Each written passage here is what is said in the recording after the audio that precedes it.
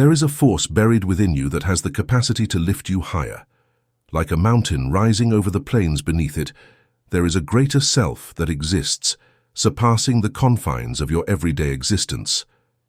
Henry T. Hamblin's teachings offer a transformative path to unlock your hidden potential, aligning your mind and soul with the universal principles that govern all life. Through self-discovery and unwavering character development, you'll uncover your true self, revealing your divine inheritance as a child of God. The cosmic plan cannot be avoided. There are no shortcuts or detours around its obstacles. Every one of us has to go through our own special journey through the depths of our souls, facing suffering and loss. However, you don't have to let these difficulties overwhelm you. You live inside an unbreakable fortress based on the solid foundation of truth when you accept the deep secret of your oneness with life and the universal force. The storms of life roar against this fortress in vain. This book offers no empty promises of an easy life, for such a thing would be a disaster. Instead, it empowers you to become so strong that life itself seems effortless by comparison. While life's challenges may not change, you will be transformed, emerging as a resilient and empowered individual. You will learn how to avoid unnecessary hardship, for most lives are burdened with avoidable suffering. By approaching life with the right mindset and aligning your actions with universal laws, you can minimize your struggles. This book is your key to unlocking a life of harmony, purpose, and fulfillment. It will guide you towards your inner greatness, granting you the unwavering confidence that comes with self-discovery. You will learn to harness and express your inner spiritual and mental strengths, stepping onto a path of limitless growth and power. Chapter 1. Mastering your mind to manifest miracles. Within you resides an unlimited power, a force of the spirit, unconquerable and enduring. This power transcends the ordinary life, the finite will, and the human mind. It is of a higher order, spiritual in nature, surpassing the physical and even the mental realms. This power lies dormant within you, awaiting your evolution and development to the point where you are ready to wield it. While the powers of the subconscious mind are significant, the powers of the spirit are far greater and more refined. Thought itself is a spiritual power of immense potency. Through thought, you can either ascend and connect with the universal powerhouse or isolate yourself from the divine flow.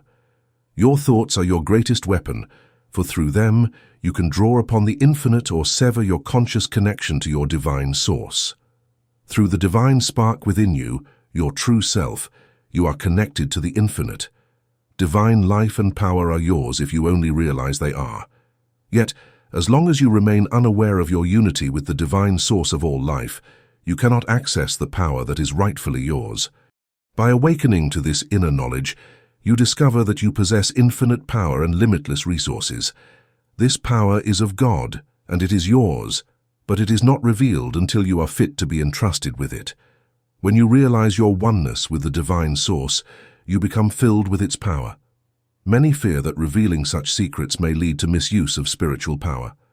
However, while strong personalities may unconsciously tap into hidden powers, their ability to use spiritual power for evil is limited.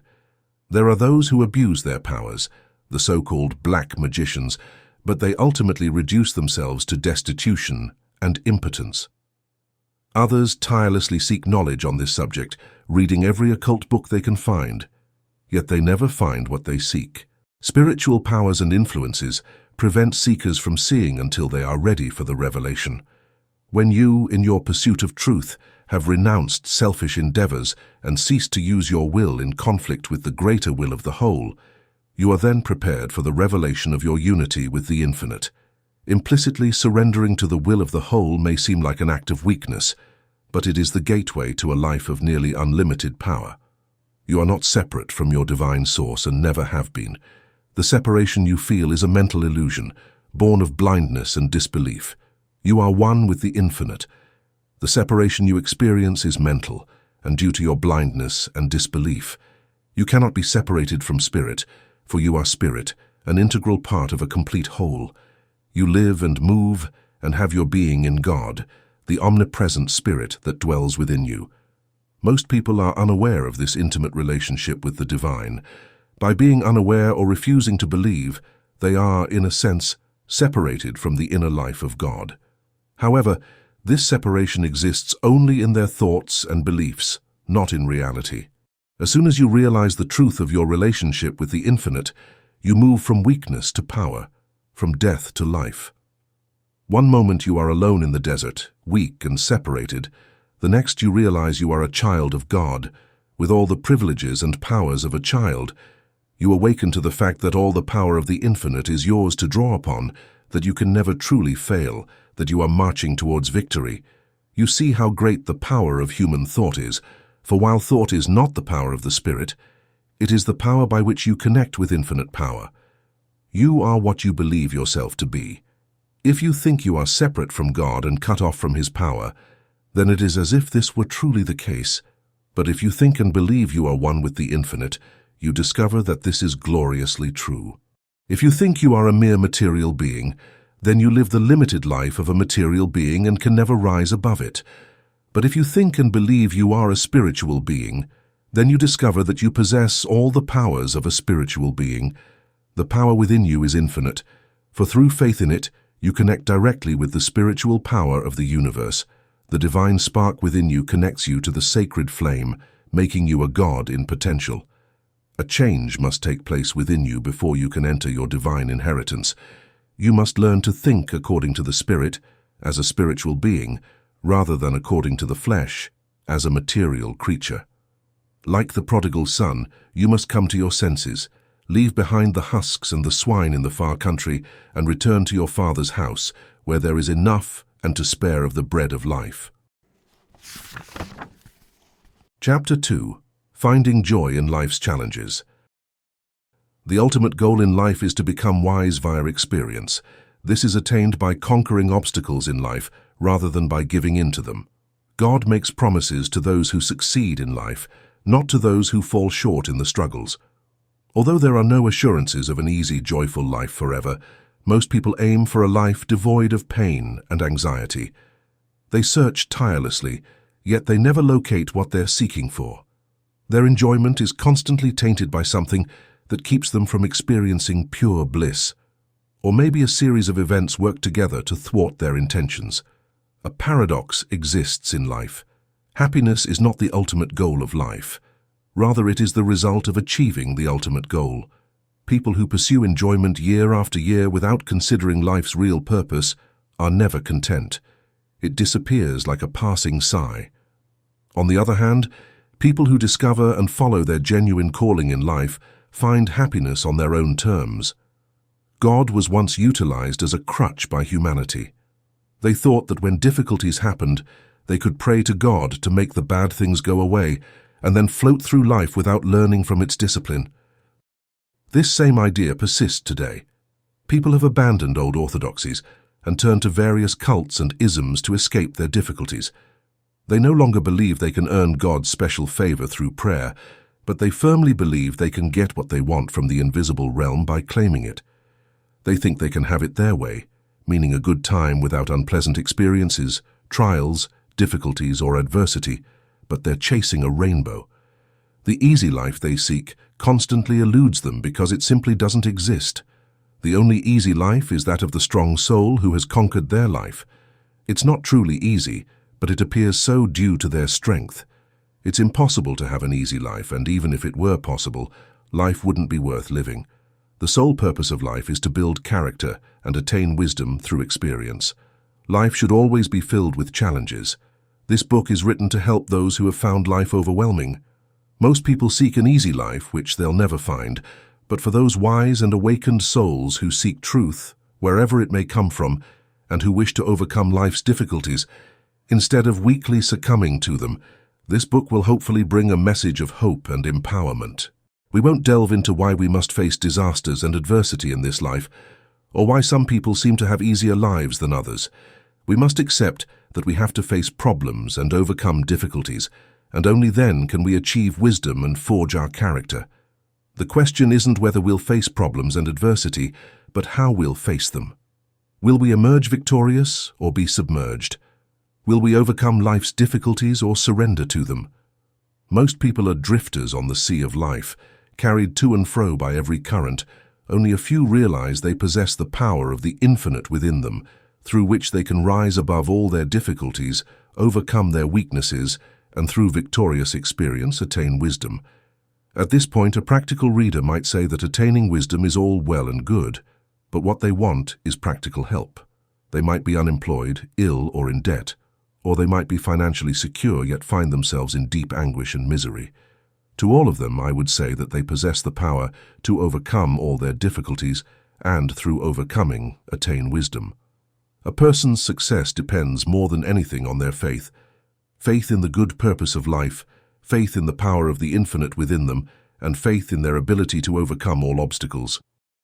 A person's level of faith in their own power determines how much of it they can manifest in their life. Their existence will be feeble and unfulfilling if their faith is small. Great power will manifest in their lives if they have a strong faith in the force within them. The infinite has boundless and boundless power. An unquenchable belief and unwavering trust in it are all that are needed. This power is available to the most timid and helpless people. The fearful and feeble possess the same power as the courageous and powerful. The former's lack of trust and belief in their own limitless power is the cause of their weakness. Every life will have challenges and issues, and occasionally there will be tragedy and suffering when it seems like the planet is slipping away. Nonetheless, it is possible to emerge from the wreckage of long-cherished expectations stronger and larger by calling upon the inner power. The way we handle the challenges and obstacles in life determines our level of happiness and actual success. Everyone faces adversity, but with the right attitude, even failure may serve as a springboard for achievement. The storms of life swiftly overwhelm and shatter those who fight hardship and misfortune with the feeble light of their limited intellects and phony personas. However, people who believe and have faith in their own strength are impervious to defeat or overwhelming force. Because it is endless, the power is always enough regardless of the extent of the demand. Individuals who come to terms with their actual spiritual identity understand that they will never truly fail, perish, or be defeated. The true self is impervious to death and failure, even after 1,000 defeats. They may lose their bodies through the transformation known as death. They had to get back up. If you have trust in the spiritual force that resides within you, you will experience all the delights of triumph and achievement. Everything will belong to you. All these things will be added to you if you first seek the kingdom within, which is your spiritual unity with the infinite and harmony with the divine will and purpose. You'll know that every arrangement has already been made, so you won't have to worry about tomorrow. The everyday necessities will always be available, thus there won't be a need to build wealth. God, the infinite life, will be your health, so you won't need to live close to a doctor. You won't need to grieve since you'll know that everything is okay. You will understand that the infinite is error-free, so you won't have to worry about what might happen in the future. Chapter 3. Fate or Free Will. Unraveling the paradox of destiny, the age-old controversy around free will versus fate has raged for generations. Fatalists contend that we are powerless to stray from our predestined course because we are enmeshed in the wheel of fate. They firmly believe in their hypothesis and have strong proof to back up their assertion. However, proponents of free will fervently contend that humans are as free as the air and are not at all bound. They too have a strong hypothesis, supported by a wealth of facts, which validates their beliefs. Though neither side can be completely incorrect, they each believe the other to be incorrect. This is an important question, and one that is directly related to the book's theme, so let's investigate it. Let's start by admitting that each side has some truth and some error. Although we have free will, we are nevertheless confined to the wheel. This seeming paradox is an ancient truth of inner teachings.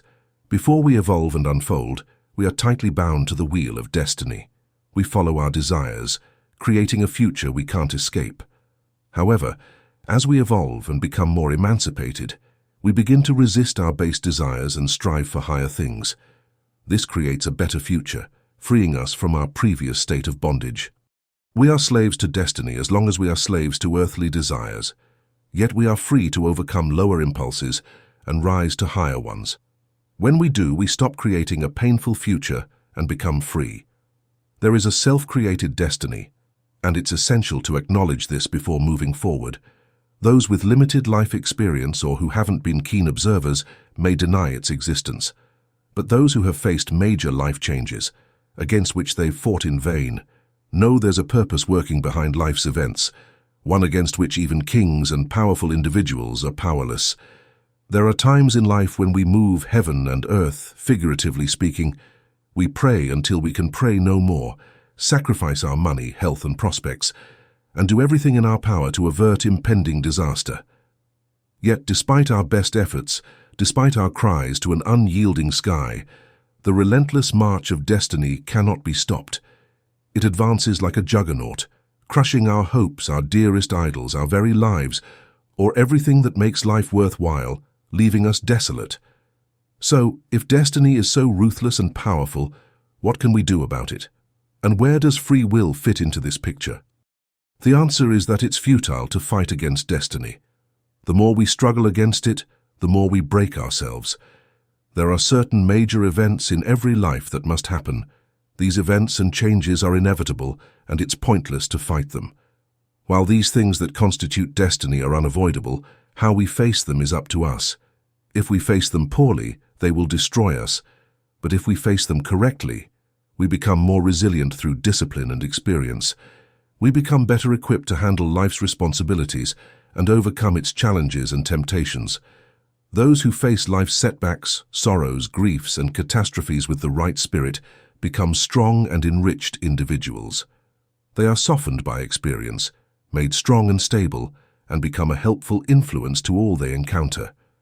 When circumstances are favorable and life is a feast of joy, the need for philosophy or religion seems to vanish. We might think we can do without it and sail through life without a hitch, but there come times in life when we need not only a solid philosophy, but also a power that the finite self knows nothing about, to lift the soul from the dust and ashes of despair. There's a profound difference between facing life's challenges with the right spirit and possessing the inner power to conquer them. Those who believe their power lies solely in external circumstances rather than within themselves will never triumph over adversity. But those who recognize their own incredible inner strength, a force that can lift them from even the deepest despair, will never truly fail. No matter what life throws at them, they will rise above it and rebuild their lives with greater beauty and brilliance. This brings us to the distinction between our grand destiny and the circumstances of life. Our grand destiny, as it's sometimes called, predates our current existence, and its origins lie beyond the scope of this discussion. Suffice it to say that throughout time, we reap what we sow. Our future hinges on how we face life's challenges in the present. Our grand destiny cannot be fought, as it's the work of an omnipotent law. However, our lives and circumstances depend on how we respond to this destiny and how we recover from its blows. No matter how cruel fate may seem, we can create beauty in our lives. Fueled by our inner power, we can rise from the ashes of shattered hopes and rebuild, creating a life that resonates more deeply with our highest ideals. Beyond the destiny shaped by our thoughts and actions, there exists a grander plan. This awe-inspiring plan encompasses everything, from the vast conception of a boundless universe to the tiniest electron. It unfolds with absolute precision throughout the ages, and nothing can prevent its manifestation. It weaves our past into our present life, just as it weaves our present into our future destiny. With infinite skill, it integrates everything into this grand design. This plan is meant to be followed. This too is destiny. But how we follow it, whether willingly and joyfully, or with resistance and misery, is our choice. This is free will. Those who have studied the occult sciences, particularly astrology, might argue that a person's life is determined by the star under which they were born. This is true only if one succumbs to the influences encountered throughout life. These influences can be both favorable and adverse. However, they are merely influences.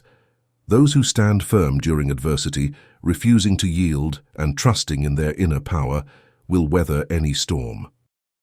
We cannot prevent these influences from appearing, but we can rise above them. We will face setbacks, but we can transform them into stepping stones towards success. We will experience pain and sorrow, but from them, we can build a stronger character and ascend to greater heights. Those who surrender, refusing to rise and rebuild, condemn themselves to further suffering and ultimately fail. Let the despairing take heart. Believe in the power within you, and you will soar to unimaginable heights. With this power as your ally, you can achieve the seemingly impossible.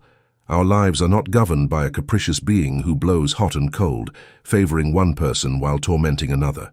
The Supreme Being operates through laws that are just and immutable. Every misfortune and problem in life is the effect of certain causes, often our own past wrongdoings. These actions set in motion forces against which human power, ingenuity, and wisdom are powerless. However, as the fundamental law of the universe is love, the law of cause and effect is not vengeful. Its purpose is our highest good, to guide us towards unity with the divine, in harmony with the infinite. By elevating ourselves and aligning with the divine, we diminish the power of even our grand destiny. We cannot oppose it, for that would mean fighting against omnipotence, but we can preempt it by voluntarily doing what life's experiences would otherwise teach us. Sometimes painful experiences are necessary to teach the soul lessons it hasn't yet learned. These lessons are only learned if the painful experiences are faced with the right attitude. When we believe life is unjust and we don't deserve what it deals us, we intensify our problems both now and in the future. But when we realize and admit that life is just, and the cause of our problems lies within ourselves, like the prodigal son, we come to our senses and begin our journey back home. Another reason for adversity is a deficient character. Strength and stability of character can be forged through encountering problems and difficulties, provided they are faced with the right spirit. Our future depends entirely on how we think and act in this life. It is in our own hands. If we violate the law of love, we create future disasters and suffering for ourselves. By thinking and acting rightly now, we not only improve our current conditions, but also create a future that is more harmonious and free than anything we've experienced before. It's crucial to remember that some significant misfortunes, even in this life, are caused by decisions and deeds done during this current existence. Young people have the potential to make awful mistakes that have catastrophic consequences later in life, or to wrong someone and then be mistreated again years later. Here on the plane of cause and consequence, it's always eye for eye and tooth for tooth. However, by emphasizing the power of love, the teachings of the Great Way enable us to rise above these lesser things and lead peaceful, harmonious lives. Chapter 4. The Unchangeable Law of Cause and Effect. Life's misfortunes are not random acts of a capricious God, but the direct results of our own actions. We reap exactly what we sow, and life, in its perfect justice, rewards each person according to their deeds. Our present destiny is the harvest of seeds planted in the past, perhaps long ago. The disasters and sufferings we experience are not divine punishment, but the precise workings of a perfectly just law. Once created, destiny is unchangeable. We cannot fight it or evade it. To struggle against destiny is to destroy ourselves, like banging our heads against a stone cliff. The more we struggle, the more we hurt ourselves, while the cliff remains unaffected. Destiny, though largely self-created, is ultimately the divine purpose of life. Resisting it is akin to fighting against God. It is not a punishment in any vengeful sense, but a collection of corrective experiences, through which the soul can learn lessons it hasn't yet mastered, and thus attain wisdom. The purpose of destiny is our highest good, even though it may bring suffering and painful experiences. Since life's disasters stem from past wrongdoings, our future depends entirely on how we live today. If we've created a sequence of events and experiences from which we cannot escape, our future lives depend on how we live in the present. If we learn life's lessons and cease creating future problems, we begin to ascend the path of liberation. a path all advanced souls have the privilege of following. By following this path, we break free from the wheel of destiny. While this text doesn't explicitly teach reincarnation, its teachings are based on the belief that we are spiritual beings, divine sparks of the sacred fire. The spirit, being immortal, has no beginning or end, and therefore always lives. This present life is one of countless experiences, each shaping our character. There is no death, only changes from one vehicle to another. There is no true beginning or end, nor time. These are merely limitations of the human mind. We cannot die, only leave our bodies.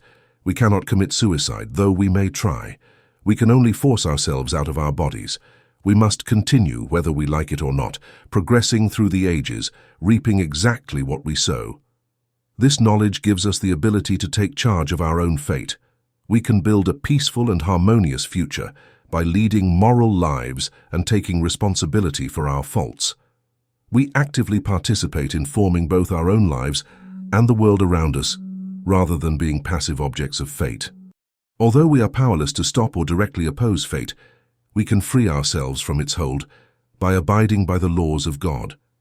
The majority of our issues stem not from fate per se, but rather from our unwillingness to accept life's larger purpose. When we try to avoid or reject life's lessons, we exacerbate our issues until we take note of them and make the necessary adjustments to our behavior. We all possess the ability to make the most of the present and build a brighter future for ourselves. We can change our situation by living in accordance with divine rule. Every idea and deed has both short and long-term consequences. Even if the whole significance of our existence becomes apparent once we go from this world, our current lives undergo tremendous transformations as well. How a young person uses or squanders their opportunities greatly shapes their adult life. Missed opportunities cannot be regained, and past mistakes and wrongs have a way of returning to haunt us. For example, someone who ruthlessly climbs the ladder of success, trampling on others in their path, may later find themselves on the receiving end of similar treatment. There is an immediate sowing and reaping that bears fruit in this life. This harvest may take years, but what we sow, we will inevitably reap. Those who complain about life's unfairness only amplify their problems. Until we realize that the root of our problems lies within ourselves, we cannot change our circumstances. True change begins from within. Our thoughts, ideals, and attitudes toward life must transform. This inner shift not only repairs our present life, but also creates a more just and noble future. This is the secret of all esoteric teachings. The new birth or regeneration signifies the soul's awakening to conscious immortality. The old self, bound to the wheel of destiny and the plane of cause and effect, dies.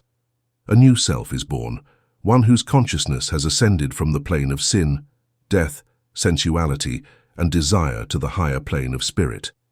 Here, we realize our divine nature and recognize the spark within as our true self. We understand that we have always lived in our true spiritual being. Concepts like beginning and end, change and decay, belong solely to the material plane and have no place in reality. Endless being is the reality, and anything else is a mere illusion. It's not necessary to believe in reincarnation or that all our experiences must occur on this plane. It's enough to know that we cannot die, we cannot escape ourselves, and that failing to seek union with our divine source only prolongs our suffering. We must change our desires and aspirations. Instead of hate and evil, we must turn towards love and goodness. Instead of wallowing in lust and selfishness, we must rise to higher and better things.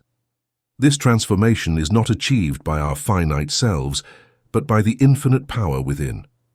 Only when we realize our unity with the infinite and believe that omnipotent power is available to us does our inner spiritual power become accessible. Doubt, fear, and disbelief block this power. It is ours, but our state of heart and mind prevents us from realizing its presence or utilizing it. Just as the machinery of a workshop must be connected to the power source to function, we must unite with infinite life and power to live the new life. This doesn't eliminate life's experiences, trials, problems, and adversities, But the inner change prevents the creation of unnecessary problems and suffering. Even cruel fate loses its power to harm us. The more we ascend in union with God and infinite love, the less power negativity has in our lives. It may still have an effect, but it no longer wounds as deeply. With enlightened eyes, we see that good has come to bless, not evil to destroy. Painful destiny loses its sting when we stop resisting it and embrace it, seeking to learn the lessons it has to teach. Chapter 5. The Price of Hollow Success. True success isn't about amassing wealth or fame. It's about making the world a better, richer place, contributing to the greater good. Even in a humble sphere, we can achieve success by overcoming our weaknesses, helping others, and doing our work to the best of our ability. If at the end of our lives we can look back with gratitude, knowing we made the most of our time, then we have truly succeeded. Those who chase wealth and fame often end up as life's biggest failures. They may gain riches, but they find that money cannot buy true satisfaction or the things that truly matter. This kind of hollow success comes at too high a price. As the greatest teacher once said, "What does it profit a man to gain the whole world and lose his own soul?" We should strive for better things and express ourselves more fully. Simply drifting through life without aiming for improvement is not worthy of the name citizen. To be worthy, we must constantly strive to better ourselves and rise above our limitations. Failure in life often stems from a weakness of character.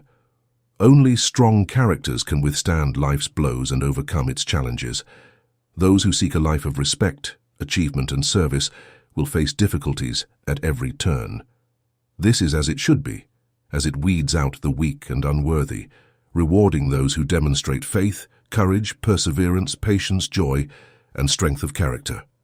Success, especially material success, is not always beneficial for the one who achieves it. It doesn't satisfy for long, but it is valuable in other ways. Success based on service benefits the community. Without such individuals, ordinary people would struggle. Additionally, the pursuit of success builds character. To succeed in life's battles, we must be prepared to be tested and tried in every way imaginable. Those who survive these trials strengthen their character in almost every aspect. However, even in success, we will be tempted and tested. Those engaged in the fierce world of business or public life can become hardened and insensitive if they are not vigilant. Of all the failures, this is perhaps the worst. Those who climb the ladder of success are tempted far more than those who remain in the valley of mediocrity. This applies not only to those seeking spiritual achievement, but also to those who succeed in worldly affairs. They are entrusted with great power and influence, a heavy responsibility. If this power is used for personal gain, the results are disastrous. Life is a continuous struggle. For most, it's a struggle with everyday circumstances and difficulties. More advanced souls rise above these concerns, but are tempted and tested in subtler ways. Those who believe following a certain path guarantees a smooth journey are deceiving themselves. As we overcome the challenges that baffle others, we will be tested in new and more subtle ways. Life is not meant for fleeting pleasure, but for building character through experience. To triumph, we must be strong, wise, and patient. If we want our lives to be truly worthwhile, if we want to serve others more effectively, if we want to forge our character through experience and overcome our weaknesses, we must look within for the power and wisdom that reside there. While humans possess spiritual powers, they must never be used for selfish gain or personal enrichment. An unchangeable law known throughout history and spiritual teachings forbids using these powers to create wealth or even basic necessities. Even Jesus, tempted in the same way we are, resisted turning stones into bread, understanding that doing so would derail his greater mission. Today, countless individuals misuse their spiritual powers to manifest not just bread, but cars, bank accounts, land, and houses. This path leads to disaster, as it works against the combined spiritual power of the universe. The adversary of souls tempts those who have discovered how to channel the universe's limitless power, offering wealth, power, fame, and human applause, all fleeting illusions, in exchange for distorting this divine gift. Just as Jesus did, we must refuse these temptations and prioritize service over self, giving instead of taking. Unfortunately, many are taught to impose their will on life and use hidden powers for personal gain. They're told to demand what they want, with "getting what you want" as their motto. This is a dangerous path, leading countless truth seekers astray. If your ambition is to serve and give, seeking success through merit rather than misuse of power, then you can move forward with the universe's support. Once awakened, this power should be used for noble purposes, serving others and seeking just exchanges rather than taking from others at any cost. Remember, this power should only be used with love, as any other use will destroy the user. It's not meant to be wielded by finite human will, but rather in harmony with the will of the whole. Behind every life is a divine purpose, and the greatest success comes from aligning with that purpose. Don't mistake this for a call to failure or lack of achievement. The universe itself is proof that the infinite mind is always successful. We too can achieve success, but let's mix wisdom with ambition and work for the benefit of all, not just ourselves. It's natural to strive for personal advancement, but true success lies in becoming more efficient to better serve life and others. There's nothing wrong with wanting to improve your circumstances as long as ambition is tempered with wisdom and a focus on serving others. Unchecked ambition, however, leads to a loss of true joy and ultimate regret. Don't misunderstand this as a disdain for great achievements. Some individuals are meant to bear immense responsibilities, but their true success depends on their motives. If they seek only power, fame, and personal gain, their lives are ultimately failures. True success comes from service. Remember, progress, achievement, and striving are essential. The universe's law is progress, so staying stagnant is detrimental. We must move forward, achieve, and learn through experience, even if it means repeated failures. True satisfaction comes from gaining knowledge, wisdom, and understanding. The path to true knowledge is to set aside concerns about immediate material gain and instead aim higher. Achievement and success won't just fall into our laps. Those who succeed are the diligent people who work, while others have fun. Any instruction that implies something different is false. Affirmations and mental strategies by themselves won't grant undeserved success. Black magic is the use of supernatural abilities to draw wealth or success, and it has terrible repercussions. Success can only be attained by increasing one's utility and service to humanity. It is more blessed to give than to receive, as the saying goes. Prioritize success, assume more responsibility, and provide better service before waiting for it to happen. You have to plant before you can harvest, grow beyond where you are now to a better place, and spread outward in all directions. Your success will increase as you do. Breaking free from routine requires effort and determination, but as long as your ambition is noble and selfless, you'll find the power within to achieve your goals. Success, whether in the hustle of life or the spiritual path, requires imagination, vision, courage, faith, determination, persistence, hope, joy, and other qualities, all found within us. Remember, this power must not be used for selfish gain or to control others. Misuse leads to terrible consequences. Use it only for good and noble purposes, serving others and contributing to the greater good. Once you reach this point, keep moving forward. The divine impulse propels you towards greater achievements. Just as planets must orbit the sun, you too must progress. Let your goals and ambitions be grounded in eternal wisdom, for your future depends on it. Chapter 6. The Mind-Body Connection. In this brief exploration, we can't fully explain why one person inherits a weak body while another enjoys robust health. However, it's clear that the era of rugged, unrefined health is fading as humanity evolves into a more sensitive and psychologically aware species. The old model of robust health stemmed from our animalistic nature, where the instinctive mind controlled the body. Less evolved humans seemed unaffected by mental turmoil, psychic shifts, and spiritual disharmony that plague more evolved individuals. This is evident in some forms of insanity where patients lose their minds but experience improved physical health. Their instinctive minds take over, resulting in a crude animalistic well-being. Conversely, when these individuals were mentally active, their minds filled with worries, ambitions, plans, lusts, hatreds, and sorrows, their health often suffered. This was due to the disruptive effects of uncontrolled thoughts and emotions. When their conscious minds relinquished control, they stopped dwelling on these issues, allowing the instinctive mind to function undisturbed. Longing for the good old days of robust health is futile. Evolution dictates that we're transitioning to a higher, more sensitive type. In this sensitive state, erroneous thoughts and emotions quickly manifest as pain and suffering. Most people don't understand true health. They suffer from minor ailments like headaches, indigestion, rheumatism, and neuritis, and never feel truly well. They lack the joy of living, excitement, and moments of vivid ecstasy. They merely exist in a dull, dying rhythm.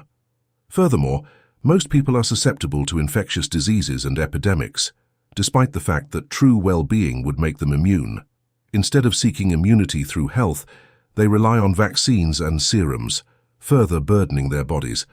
This approach is doomed to fail, as one disease is suppressed only for another to emerge. While many consider illness and pain inevitable, the truth is that health is our natural state. Poor health stems from disobeying natural laws, with many people violating almost every known health principle. Yet, it's astonishing that they're even functioning at all. While obeying natural laws and using natural healing methods can help, there are deeper causes beyond the physical. Many individuals who follow all the physical laws of health still struggle to find well-being. This necessitates delving into the mind to uncover the roots of ill health. The mind is a prolific source of illness. It's well known that dwelling on disease and pain manifests them in the body. Those who constantly think about illness, operations, and other morbid topics become magnets for these things. Morbid thoughts create a morbid state in the body, making it susceptible to infection or chronic ill health. We're not only affected by our own negative thoughts and emotions, but also by the hypnotic spell of the collective mind. We're all under the influence of a grand illusion of evil, disease, pain, and other imperfections. While not real in an ultimate sense, they are terribly real in our limited consciousness. By realizing the truth and aligning our thoughts and lives with its light and power, we can break this hypnotic spell. This doesn't mean we won't age, but it can significantly improve our health. We're also hypnotically affected by suggestions from various sources. Conversations with friends and acquaintances, their beliefs in the reality and inevitability of disease, and their negative talk can unconsciously influence us. Newspapers, magazines, and books, often filled with the same misconceptions, also impact us. Countless sources subtly suggest that illness, pain, and infection are unavoidable realities. This misdirects our life force into the wrong channels, creating disease and poor health instead of our natural state of well-being. However, that natural state can be restored by understanding the truth and living in harmony with its light and power. Absolute truth and perfection lie behind all illusions and imperfections of sensory life. By realizing this truth and establishing our thoughts in it, we can shift our thoughts away from negativity, error, and illusion, ultimately finding true health. It's often said that poor health results from sin, but this is a misconception. Believing that illness and poor health are inevitable is a greater sin. The path to a vibrant life is to align our thoughts, actions, and spirit with the divine, which is perfect, whole, and incorruptible. When we dwell on the limitations of the physical body, we disconnect from the divine life force within us. Negative thoughts can harm our health in many ways. Lustful thoughts, for example, can lead to unhappiness and nervous disorders. The divine energy within us gets misdirected, resulting in either overindulgence and physical weakness or repression and its accompanying nervous ailments. Dwelling on impure thoughts will always have negative consequences, whether it manifests as harmful actions or poor health. We must learn to control and redirect our thoughts, not repress them. Repression only creates more problems, while redirection transforms our lives and improves our health. Similarly, harboring thoughts of hate, resentment, ill will, fear, worry, grief, and anxiety can also lead to poor health. These negative emotions lower our body's defenses, making us more susceptible to infections and diseases. It's clear that our mental state and the nature of our thoughts play a significant role in our well-being and cannot be ignored. Trying to treat poor health or disease without addressing the underlying mental causes is futile. True healing involves going to the root of the problem, which often lies in our thoughts. Replacing negative thoughts with positive ones can work wonders over time. Our subconscious mind holds immense power and intelligence.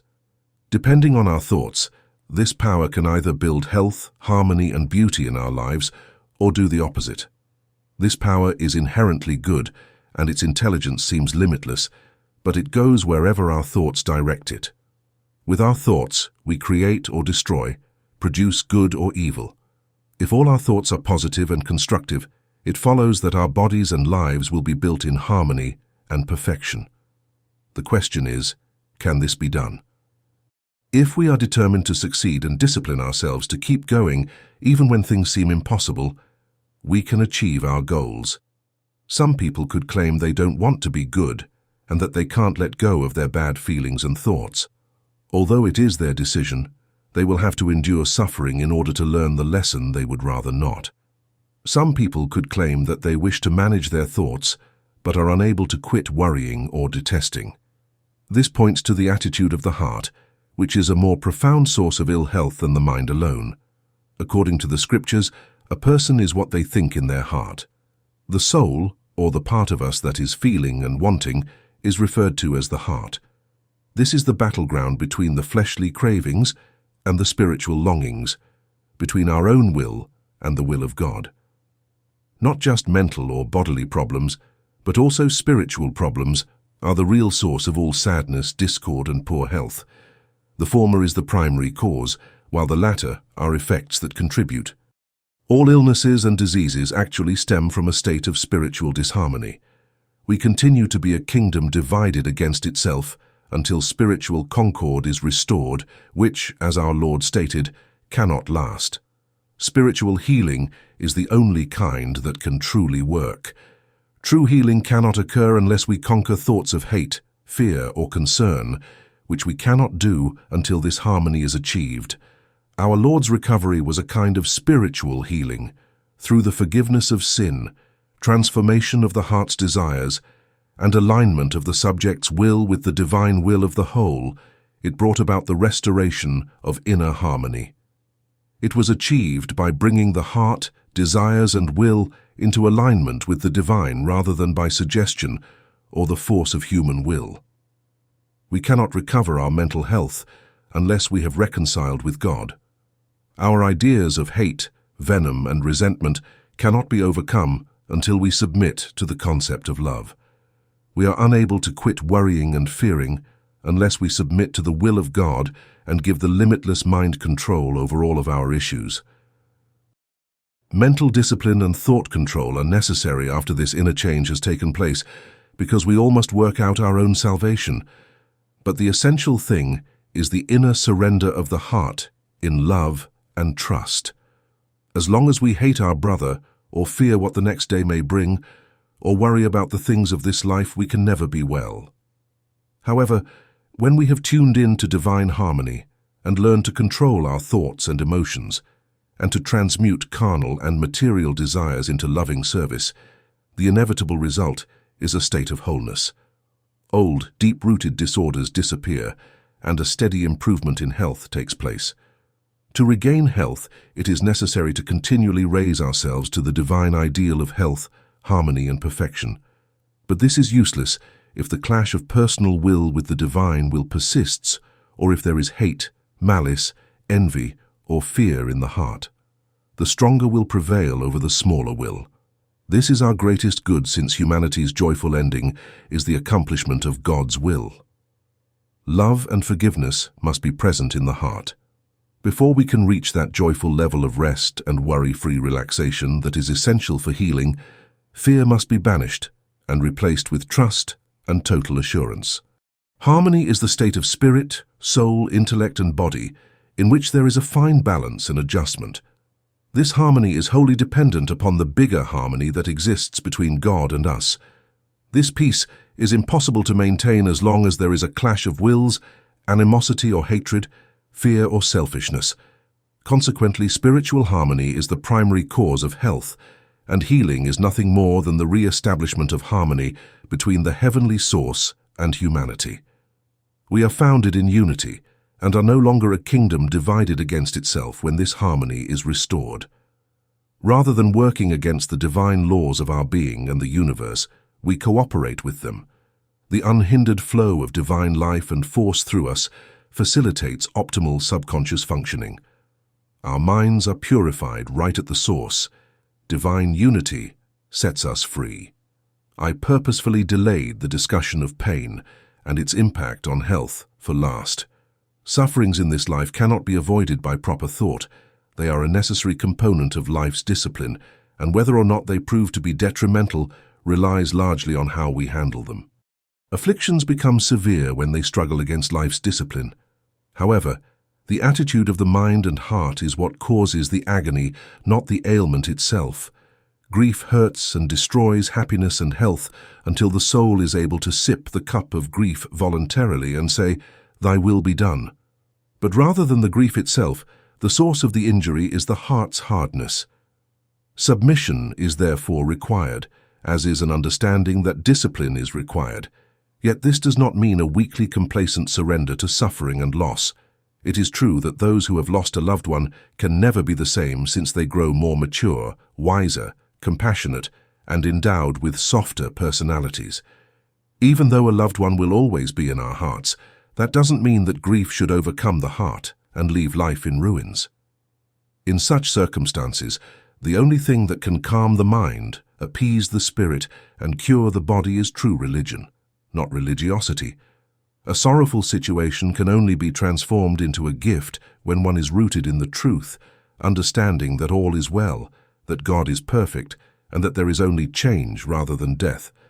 When we get to this point, grief is conquered and death is embraced in triumph.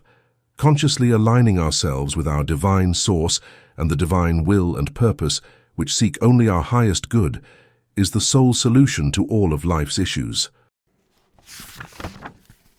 Chapter 7. The Poverty of the Mind. Your outer life is a mirror reflecting your inner world of thoughts. This isn't just a philosophical concept, it's a practical truth that shapes our experiences. Your thoughts and mindset influence your life in two powerful ways. First, your thoughts subconsciously guide your actions, leading you to create or attract circumstances that match your inner state. If you constantly dwell on negativity, you'll likely find yourself in situations that reflect that negativity. Conversely, if you cultivate a positive mindset, you'll naturally attract more positive experiences. Second, you emit an invisible energy that influences others.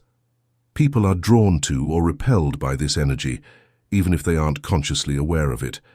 This means that negative thoughts not only affect your actions, but also create an energy that pushes away the very things you desire, like good friends, opportunities, and success. On the flip side, a positive mindset attracts these things to you. This might sound radical, but consider two simple examples. A person in prison for breaking the law is there because of their actions, which stemmed from their thoughts. A successful CEO, on the other hand, has reached their position through hard work and service, driven by constructive thinking and a positive attitude. The Bible says, "As a man thinketh in his heart, so is he." In other words, your thoughts shape your outer life and circumstances. This isn't just metaphysics, it's observable in everyday life. Imagine taking someone from a poor neighborhood and placing them in a pleasant environment. Chances are they'll either revert to their old ways or transform their new home into a slum. Conversely, someone with a positive mindset, even if placed in a less desirable environment, will either leave or improve their surroundings. This shows that changing your external environment is pointless unless you first change your internal state. If you fill your mind with new ambitions, ideals, and hopes, you'll eventually rise above your current circumstances and attract a better environment. Often, a person's failures, disharmony, and struggles are outward symbols of their inner weaknesses. They might have plenty of talent, but lack application or perseverance, leading to repeated failures. Blaming external circumstances is easy, but the real cause lies within. To change your circumstances, you must first change yourself. Identify your weaknesses, such as lack of courage, determination, or patience, and work on strengthening them. As you do, you'll find your circumstances gradually improving.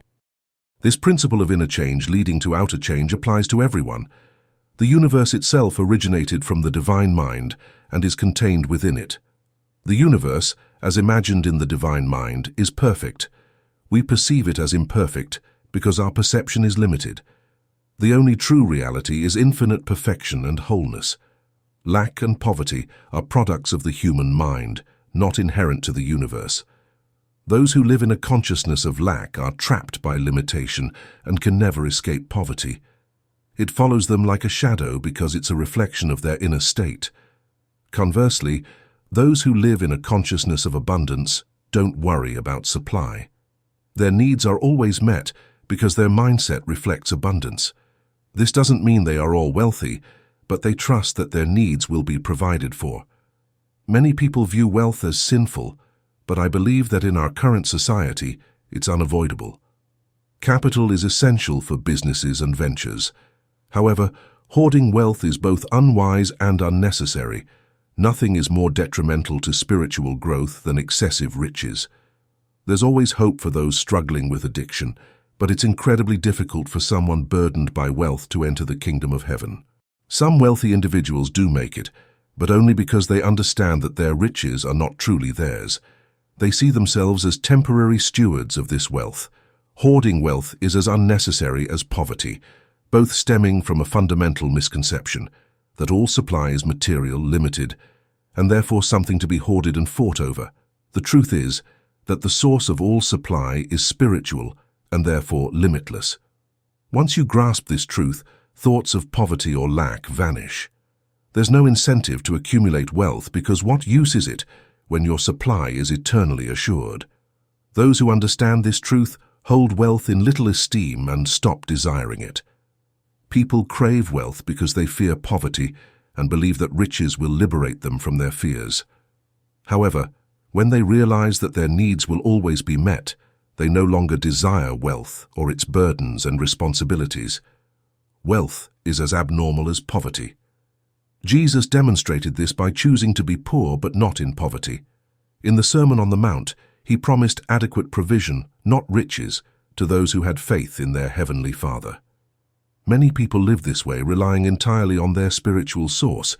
They may never become rich, but their needs are always met.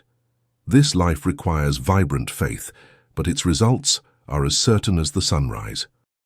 Understanding the truth about provision is the foundation for this faith. You must recognize the absolute falsehood of poverty and lack before you can trust in divine providence or the workings of spiritual law. You must also understand that the universe is spiritual, that God is the spirit in whom we live and move and have our being, and that because we are a small part of the whole, all our needs throughout the ages will be met. Sufficient supply for all our needs is the reality. Poverty and lack, born of fear, ignorance and weakness of character, originate in the human mind and are unreal.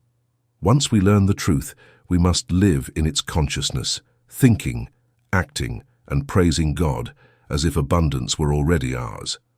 We must avoid spending beyond our means or incurring debt, and instead mentally dwell in an atmosphere of abundance. Remember, the shift in consciousness must occur and be well established before its effects manifest in our external lives. Entering this higher consciousness, where we understand that the source of all supply is spiritual and limitless, is not easy, but it's possible for those who are serious. Living in the consciousness of God's supply and exercising living faith will transform your life, primarily through a change in both conscious and unconscious action. While the source of supply is spiritual, it reaches us through material channels. To partake in it, we must earn it by giving something in return for what we receive from life. Giving something in return for what we receive from life. The secret to abundance, is realizing that there is unlimited abundance and living in that consciousness as fully as if there were no material channels. At the same time, we must work diligently and be as careful as if there were no spiritual supply. We must give the world something it needs or serve in some useful capacity, practicing honesty, integrity, and fairness in all our affairs. It's foolish to expect abundance to fall into our laps. It must be earned through intelligent and faithful service. As a retired businessman who started with nothing, not even good health, I've approached this topic from a business perspective. However, the principle applies to all areas of life, and each reader can adapt this teaching to their particular needs. Chapter 8. Your Inner Genius. The subconscious mind, often overlooked, is the mind of nature itself. It possesses extraordinary power and intelligence, but it lacks inspiration. It's instinctive, animalistic, and natural, but not divine. Rooted in the physical realm, it can be likened to the internal forces of nature residing within our bodies. While some people almost deify the subconscious, it's important to understand its true role. When properly guided, it's a valuable ally, transforming repetitive thoughts and actions into habits that become ingrained in our lives. Through conscious effort and positive thinking, we can create good habits that eventually become automatic, shaping our character and ultimately our lives. The subconscious is a faithful servant, not a god. It lacks inspiration, but is incredibly useful. Most of our actions and movements are performed subconsciously. The saying, "practice makes perfect," rings true because the subconscious learns tasks, freeing our conscious minds from the burden. Think about learning to drive. Initially, it requires immense concentration, but over time, the actions become automatic, thanks to the subconscious. The same applies to playing the piano. Skilled pianists can perform complex pieces without consciously recalling every note. Their subconscious takes over, allowing them to focus on the music itself. Even in writing this very text, my conscious mind isn't doing all the work. It generates thoughts and shapes sentences, but the subconscious does the actual writing. If I had to consciously think about every word and letter, the task would be overwhelming. The subconscious is even more helpful because it does most of our thinking. We can train it to do even more. If we had to laboriously think through everything using logic, life would be unbearable. Instead, our subconscious does most of the heavy lifting, and if given the chance, it will do so with remarkable precision, adhering to the laws of logic without tiring. The more we train our subconscious to think for us, the less we fatigue ourselves. Fatigue is unknown to the subconscious, so we can never overwork it. By delegating specific tasks, we can increase our efficiency and reduce mental fatigue. Those who have mastered thought control can consider an issue from all angles and then hand it off to their subconscious. This can double their efficiency and virtually eliminate mental exhaustion. Instead of laboriously working through problems, they simply release them to the subconscious. Understanding and harnessing the power of the subconscious is key to unlocking our full potential. By consciously directing our thoughts and actions, we can create positive habits and empower our subconscious to work for us, leading to a more efficient, fulfilling, and less stressful life. To harness the extraordinary power of your subconscious mind, a tireless and precise mental powerhouse, you must provide it with all available information. It lacks divine inspiration or wisdom, operating logically based on the facts you feed it. This incredible tireless force within you is capable of even more remarkable feats. Writers, speakers, or preachers can gather notes and ideas for their work and entrust them to their subconscious, instructing it to organize, categorize, and refine them. When it's time to write or prepare, they find the work already done, effortlessly and without fatigue. Similarly, business people who've learned to utilize their subconscious don't need to fret over future plans. They simply present the facts to their subconscious, which handles the planning with effortless efficiency, far surpassing what conscious thought could achieve. Henry Ford, in a recent interview, confirmed this approach. He described how successful business leaders tackle problems by letting ideas simmer in their minds before bringing them to fruition. This aligns perfectly with the concept of delegating to the subconscious. Inventors and engineers can also leverage their subconscious. They gather all relevant information and present it to their subconscious. If a successful outcome is possible, a solution or idea will emerge effortlessly. While this might sound incredible, it's not magic. Many successful individuals, likely unconsciously, already use their subconscious in this way. They naturally engage their whole mind, leading to success and the ability to handle immense responsibilities without stress. These individuals have developed exceptional focus and concentration, delving deep into problems and gathering all possible data. However, they then hand it off to their subconscious to do the heavy lifting and make decisions. While some naturally utilize their subconscious effectively, most people need training. The first step is learning to control your thoughts, to pick up or discard a problem at will. When you pass a problem to your subconscious, let it go completely. Don't dwell on it. Trust your subconscious to handle it. Second, gather all possible details and information related to the problem, visualizing it from all angles before handing it off. This requires high-level thought control, focus, and concentration, all of which can be developed with dedicated practice. One effective technique is to hold the problem in your mind as you fall asleep. Don't try to solve it. Simply present the facts and hand it over to your subconscious as you would to a lawyer. In most cases, you'll wake up with a solution, effortlessly and without fatigue. This is just one of many ways your subconscious can serve you. This invisible force is always at work, weaving any ideal you hold in your mind into your life. Focus on a lofty goal, and you'll concentrate all of nature's invisible forces towards its realization. By directing your attention to the right path and backing it with action, your subconscious will work tirelessly to help you achieve success. Remember, you reap what you sow. Choose your thoughts wisely, and your subconscious will make your dreams a reality. Chapter 9. Tapping into the wisdom of the spiritual mind. While the subconscious mind is remarkable, it's ultimately instinctive, lacking inspiration and what we call originality. True inspiration comes from the universal mind through the superconscious. All inspired poets and writers tap into this source. This higher mind, unrecognized by psychologists, has long been utilized by spiritual seekers. While the subconscious provides results based on the facts and knowledge we feed it, the superconscious or spiritual mind offers direct inspiration from higher planes. This higher mind could also be called the mind of enlightenment. Those who access it become enlightened, able to see the truth and perceive things as they truly are, not as our senses falsely portray them. Our ordinary consciousness is limited by our five senses. The universe we perceive is partly real and partly an illusion. The true universe is spiritual and infinite, while our perception is a limited and partial understanding of a fragment of it. Relying on our senses and the human mind keeps us in darkness and uncertainty.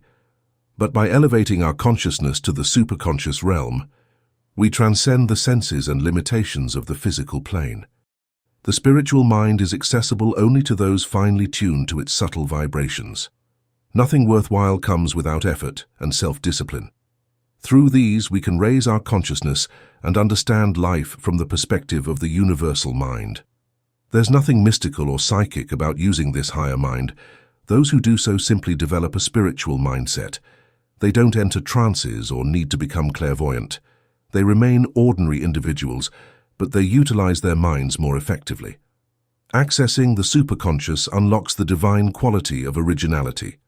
Rising above mediocrity requires direct inspiration from higher planes through the superconscious mind.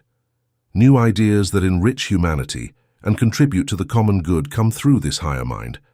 Those properly attuned become receivers of superhuman knowledge and divine wisdom. They know through direct experience, becoming wise through an influx of divine wisdom. They can distinguish between the real and the false, the gold and the dross. They can see and recognize the right path in life, something impossible for the sensory mind, and they can walk that path, leading to true success and fulfillment. Wisdom must originate internally. Books and written words can be useful, but what really brings the words to life and illuminates them is the reader's spirit. People are well on their road to enlightenment when they acknowledge that the Holy Spirit has lit them from the inside, and that this is the only path to true understanding. The human mind's knowledge invariably ends in disappointment. Since its foundation is faulty sensory evidence, its conclusions must always be devoid of actual wisdom. Those who believe that heavenly wisdom inspires them frequently have to make choices that don't seem to be in their best interests. But if people listen to their inner wisdom, they discover that their guidance is always accurate, and later have good reason to be thankful that they followed the divine spark. Chapter 10. The Secret to Self-Improvement. Character development is the ultimate goal of life. It's been said that character is the only thing we take with us when we leave this world, and this is profoundly true. Therefore, the purpose of all religion, mental training, and personal development should be to build character. A religion that doesn't build character is worthless. Those who believe they can coast through life, avoiding discipline and making no effort to improve their character, are fooling themselves. Simply believing in a certain creed or dying won't magically make you perfect. We become strong and perfect, not through belief or death, but through achievement. God helps those who help themselves, and those who don't strive for better things cut themselves off from the glorious possibilities of reaching them.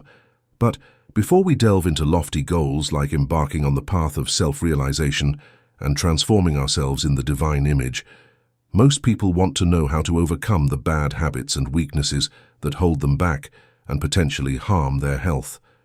Most of us are aware of bad habits we should break and weaknesses we should overcome. We may have struggled with them for years, prayed endlessly, and made countless attempts to change, but to no avail. Many give up the fight and try to lead a double life, outwardly appearing righteous while inwardly struggling. But this brings no satisfaction, as they know they're drifting towards an abyss. There is a way out, however, a path open to everyone. We possess seemingly limitless powers that can either build up or destroy our lives and character. These powers reside in the subconscious mind. This mind is a reservoir of boundless energy, becoming our best friend when used correctly, and our worst enemy when misused. Every wrong action creates changes in our nervous system, storing energy in certain cells, and making it easier to repeat the same mistake. Conversely, every good action creates similar changes in the opposite direction, making it easier to repeat the good deed. This explains the immense power of habit. Our bodies, brains, and nervous systems change for better or worse depending on our actions. We are not yet fully aware of the incredible adventure that is life. We're entrusted with tremendous powers, and through their use or misuse, we can either destroy ourselves or build our character in countless ways. What a responsibility, but what a glorious opportunity. To break free from bad habits and weaknesses, we must go beyond the surface. Actions are effects of hidden causes, and the cause of all action is thought. A thought, as someone once said, is an action in the process of being born. While we have primitive desires and impulses, we can transform them into noble actions and achievements by directing our thoughts and attention toward higher things. For example, the powers of sex can be transmuted into brain power if thoughts and attention are shifted from sex to intellectual pursuits. If, on the other hand, we dwell on sex or passion, we become divided against ourselves and start to drift towards the abyss. The key to overcoming our challenges and living a fulfilling life lies in understanding and mastering the power of our subconscious mind. By consciously directing our thoughts and actions, we can create positive habits, break free from destructive patterns, and build a character that will lead us to true success and happiness. The stress of modern life is filling our mental institutions, yet some thrive on working 15 or even 18 hours a day, even in mentally taxing jobs. They've learned to transmute their lower energies into higher ones, not through esoteric practices, but by obeying the divine command to set your affection on things above. In other words, focusing our thoughts and attention on higher goals, ambitions, and pursuits is key. Fighting bad habits is futile. The more we resist, the stronger they become. The command to resist not evil applies to habits as well. The way out isn't by fighting the bad habit, but by focusing on building a good habit that undermines it, or by redirecting our attention to higher things. Our subconscious mind strives to actualize whatever we focus on or idealize. Fighting a habit only directs subconscious attention to it, which is counterproductive. Instead, focusing on something higher and better channels the subconscious's power toward creating that new reality in our lives and bodies. We don't overcome the habit, we bypass it. Our willpower is no match for the subconscious mind. While the subconscious can be guided by imagination, it can't be forced by will. The will should be used not to fight the habit, but to elevate and redirect our attention. This forms a new habit, shifting the subconscious mind's focus away from the old one and channeling its power towards creating a better one. The subconscious doesn't care if a habit is good or bad. It's equally willing to create either. Therefore, we hold our destiny in our hands. By controlling our thoughts and imagination and focusing on positive things, we can harness the subconscious to build good habits. Conversely, dwelling on undesirable things and focusing on low ideals leads to undesirable habits. The power that creates habits is the same. What matters is how we direct it. Right thinking and imagination must be accompanied by the right action. Autosuggestion alone won't break bad habits or create better ones without action. It's useless unless followed by constructive action. Young people should focus on physical activity and games, while older individuals should engage in hobbies and intellectual pursuits. Only advanced students can control their thoughts enough to govern their vital forces mentally. Beginners, when tempted by negative thoughts, should engage in a different activity to redirect their attention. The goal is to channel desires and vital forces into different channels by controlling thoughts and attention. This is where true religion shines, as it introduces new ideals and directs attention towards higher things. However, even after this inner change occurs, the battle has just begun. Each of us must work out our own salvation. Initially, most people need to take action to redirect their attention away from the unwanted habit. Later, as they become more proficient in right thinking, they can direct their thoughts at will. This requires constant vigilance, carefully scrutinizing each thought before allowing it to enter the mind. By reversing every negative thought into its opposite, we create a change in the brain and nervous system. Cells previously used for wrong thinking and actions become unused, while new ones are employed for right actions. This leads to a higher stage where reversing bad thoughts and performing the right actions becomes a habit. For example, the habit of brushing teeth initially feels uncomfortable until it's done. Similarly, when a messy person learns to be clean, they'll feel uncomfortable if they get dirty.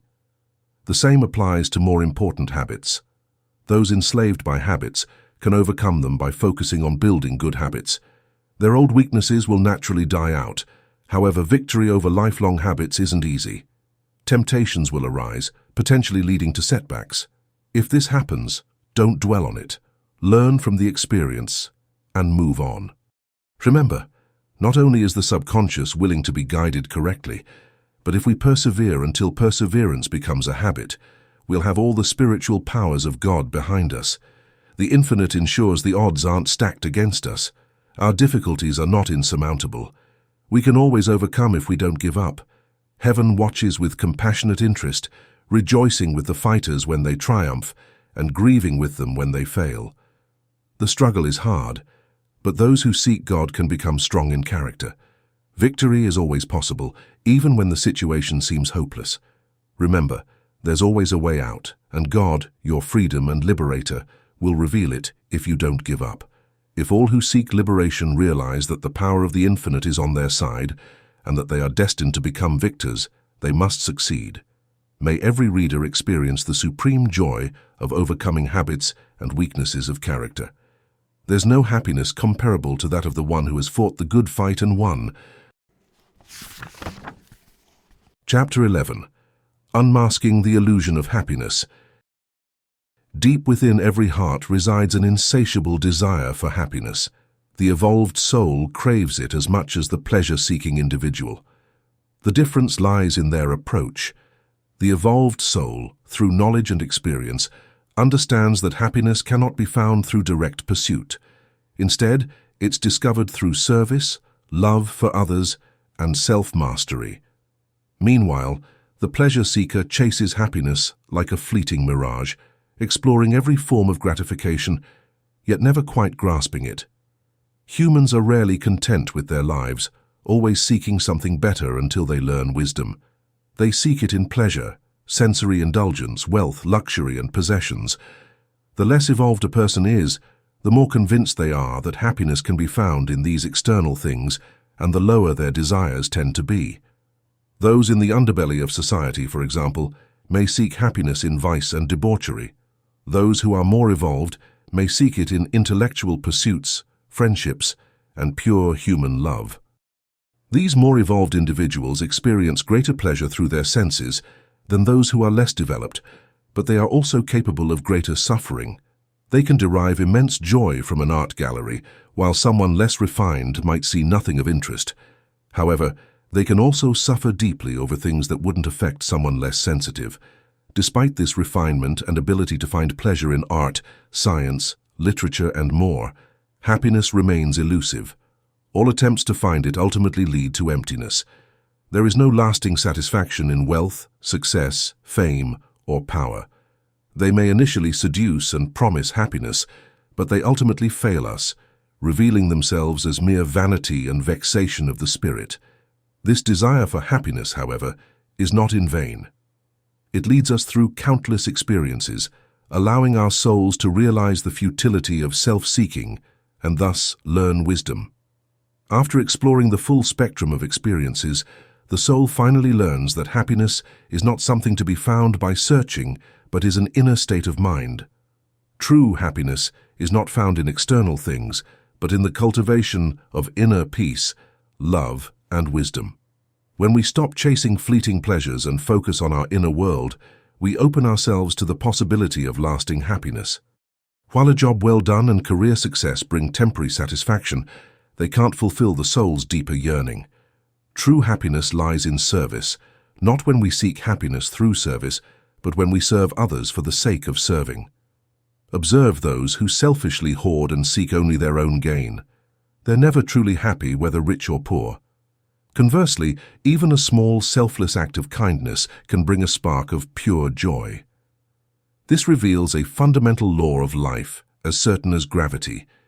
There must be a purpose in life, and that purpose must be to improve the lives of others. The law of service must be obeyed, or happiness remains elusive.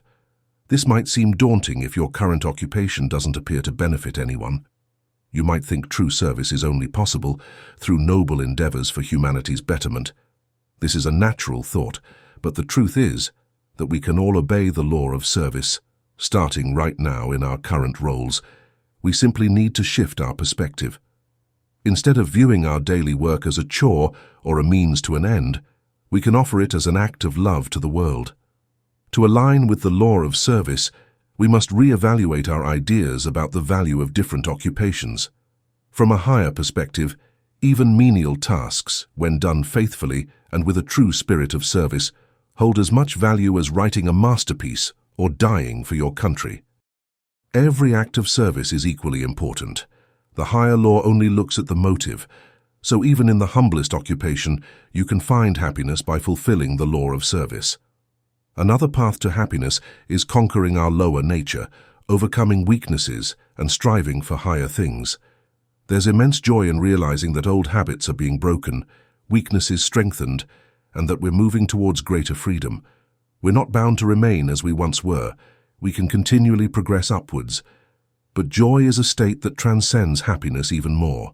Serving others and bettering oneself will bring happiness, but joy will only come to those who recognize their unity with their heavenly source. Ineffable delight is reality. There is a true spiritual realm of magnificence and delight hidden beyond this world of shadows. The soul experiences an immense joy that is beyond words when it eventually returns to its heavenly source, following a protracted trip through matter, time, and space. It becomes filled with this ineffable delight itself, not merely seeing that reality is joy and that the universe is full of the laughter of liberated souls. What relevance does this have to daily life? Everything. A person with this kind of peaceful joy is unbeatable in life's struggles. They have an inexhaustible force within them that propels them from triumph to triumph.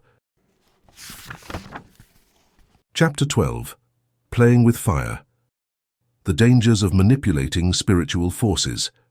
The average person knows little about the power of their mind, and while they may suffer the consequences of unconscious negative thinking, they're unlikely to deliberately misuse their inner powers. However, those who have learned to harness these inner forces must be cautious.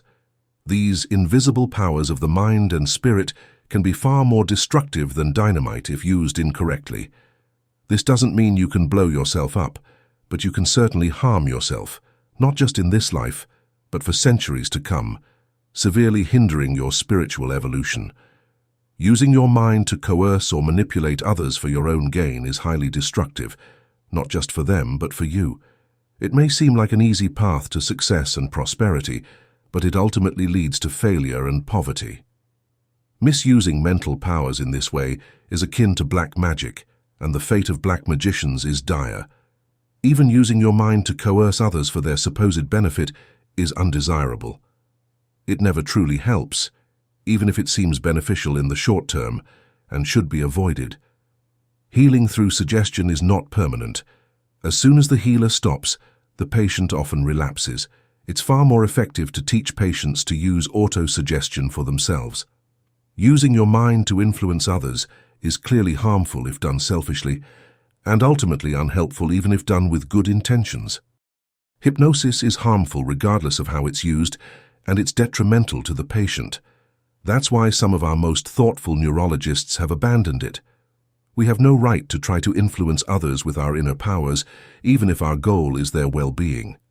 Each soul has the right to live their own life and choose good or evil. That's the purpose of life, for each evolving soul to learn wisdom through the lessons of their own mistakes. It's far worse to manipulate others for personal gain, such as tricking them into buying unnecessary goods or signing agreements they wouldn't otherwise agree to. Those who misuse their mental and spiritual powers are essentially sabotaging their own lives. They work against the laws of life and the universe, bringing about their own ruin. Misuse of these abilities can take even more subtle forms than mental dominance, suggestion, or coercion. This approach is equally harmful, and if continued, results in a difficult future. It is the application of human will to coerce the subtle forces of nature, not the influencing or ruling of others. Wealth is thought to appear when mental demands are placed on the invisible substance from which all things are said to be produced. Sickness is exorcised, and the unseen powers of existence are forced to fashion a comfortable and easy life, bereft of any real difficulties or opportunities for personal development. Although some who adopt this method may appear successful at first, they will later come to regret it. Their practices are similar to those of witchcraft, and they engage in black magic. These practices make the soul's evolutionary journey far more difficult and accrue a large debt of future pain. While it is good to spend some time in solitude, true silence is found only within the soul, in the inner sanctuary where the Holy Spirit resides in fullness. Force our human will onto existence to comply with our goals by using inner force for self-serving, materialistic ends is a serious crime that will inevitably lead to failure and disaster. Chapter 13. Transforming your life by shifting your consciousness. Overcoming limitations is possible through realizing the truth, but this doesn't just mean physical effort. While taking care of your body is important, true liberation comes from shifting your consciousness. For instance, if poor health is your limitation, you must embrace the awareness of God's wholeness and divine design. If limited resources are your struggle, you must live in the consciousness of the inexhaustible and limitless substance from which the Creator brings everything into manifestation. If disharmony and unhappiness are your burdens, you must align yourself with divine harmony until it reflects in your outer life. No matter your limitation, liberation can be found by looking to your divine source, realizing that in perfect reality, all your needs are met, and then living in the consciousness of this truth. Poor health, aside from physical causes, is often an external sign of inner turmoil caused by misaligned thoughts, emotions, beliefs, and attitudes toward life and God. In other words, life is being lived in a false consciousness of illness and disease. You have to first bring your inner life into harmony with the divine purpose of life and the principles of your being in order to heal. This entails giving in to the idea of love and taking charge of your thoughts to stop negative emotions from endangering your well-being. You also have to raise your consciousness to recognize reality as the flawless totality. Following this route leads to the permanent mental state of awareness of health and completeness, which shows up as physical well-being. Your inner condition or consciousness is always reflected in your external life.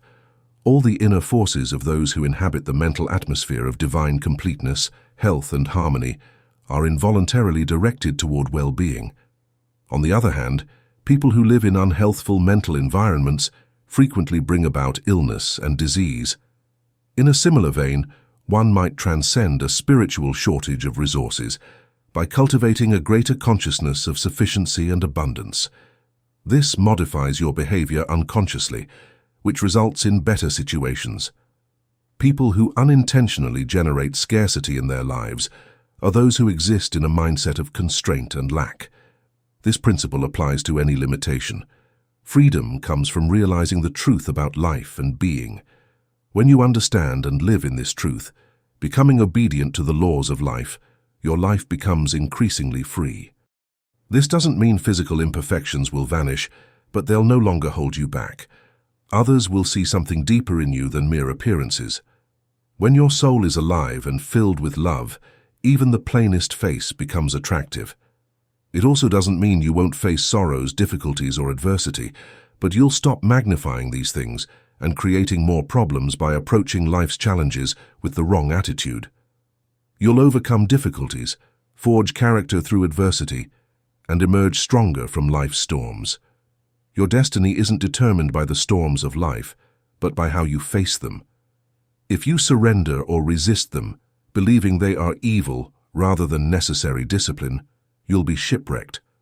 But armed with the knowledge of truth, you can navigate these storms and reach your desired destination. The first step towards knowing the truth is through right thinking. Every negative thought must be transformed into its positive counterpart, hate into love, fear into trust, poverty into abundance, evil into good. This isn't easy, but it's possible, and your power to control your thoughts grows with persistent practice. A beginner can't expect the same control as someone who has diligently sought self-mastery for years, but significant progress can be made day by day. The results of this kind of thinking are astonishing. Thought reversal may seem simplistic at first, leading nowhere in particular, but over time the vastness of its impact becomes clear. Cultivating and practicing right thinking gradually leads to a knowledge of the truth, not just intellectual knowledge, but a soul-deep realization. This is the knowledge that liberates. You can look across the ages and know that all is well. The heavy burdens that once oppressed you fall away and you become free. Humans are heirs to marvelous and unlimited powers, but until we become aware of them and consciously identify with them, they remain dormant and unexpressed. They might as well not exist in terms of their usefulness to us in our unawakened state. However, when we awaken to the truth of our spiritual being, when we understand that our small self and limited personality are merely masks hiding our true essence, a new life unfolds. We realize that our true identity is the spiritual ego, a divine spark or offshoot of the eternal Logos. Our body, mind, and even soul are merely vehicles for this divine spark to manifest. In essence, we are immortal spirits, free from disease, eternal, and an inseparable part of the one Spirit. Jesus said, "I am the vine, you are the branches." It's unwise to use mystical practices to force development. Mystical trances are dangerous and unnecessary.